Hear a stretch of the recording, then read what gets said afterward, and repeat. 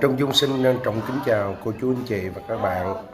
Hôm nay Trung Dung làm clip này cũng thật là buồn khi phải đến chia buồn và tiễn đưa một người em cũng rất là thân, có cái tên là Phương Kèn Tây, quê hương Cần Đước.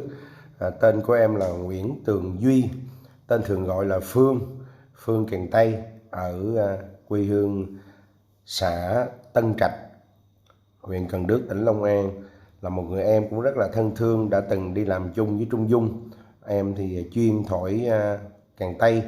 Em đã vĩnh viễn ra đi để lại 3 đứa con, rất là đau buồn. Đây là hình ảnh của Phương thời còn sinh tiền, và em đã ra đi hết sức đột ngột vì tai nạn giao thông, cũng đang trên đường đi làm. Em đang đi phục vụ đám tang, về thì không may gặp tai nạn bất ngờ. Em đã ra đi vĩnh viễn, để lại cho những người anh em bạn đồng nghiệp kèn Tây ở quê hương Long An, cũng như ở thành phố.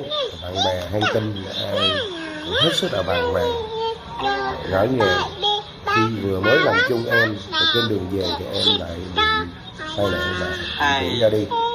Hôm nay Trung Dung đến chia buồn cùng gia đình, thắp nhang tiễn đưa em, và Trung Dung sẽ đờn một bài nhạc buồn để tiễn đưa, tưởng nhớ một người em Nguyễn Tường Duy, hưởng dương 42 tuổi, quê hương ở Tân Trạch, Cần Đước, Long An. Đây là hình ảnh hiện tiền, còn thời sinh tiền của em, rất là đẹp trai quý vị.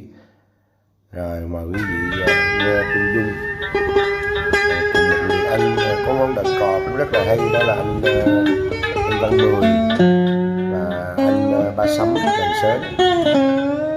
Những người anh rất là thân thương đến phục vụ lễ tang ở đây. Xin hòa lên trong tư tưởng rất nhiều và hai câu vọng cổ tưởng nhớ người em mãi mãi ra đi. Trước khi dứt lời thì cũng cảm ơn quý vị đã xem kênh và ủng hộ của anh Phương. Sớm siêu vĩnh biệt em, người em rất là thân.